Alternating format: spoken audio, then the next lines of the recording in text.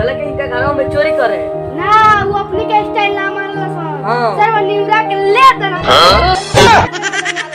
अच्छा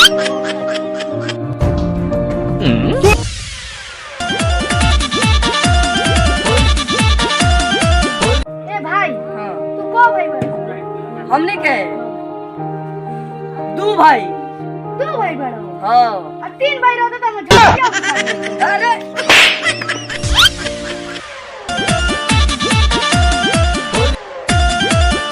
ए यार हाँ कोने कहता को तू हाँ। देखो होड़ीवा में हड़िया में ओ आया और ये डांटा हुआ होड़ीया में आया हड़िया में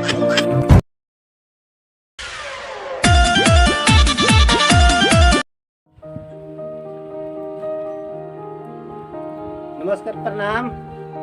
हम प्रेमी हरे राम गुप्ता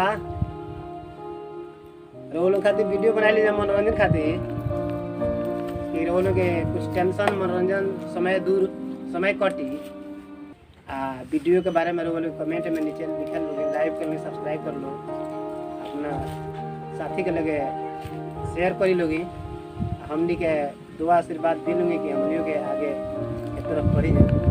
लोगों ने खातिर बहुत मेहनत करनी चाहिए वीडियो में। बहुत बहुत मेहनत आई हमारा दू जना चेला वालों पार्टनर ये लोग से कुछ सुनी।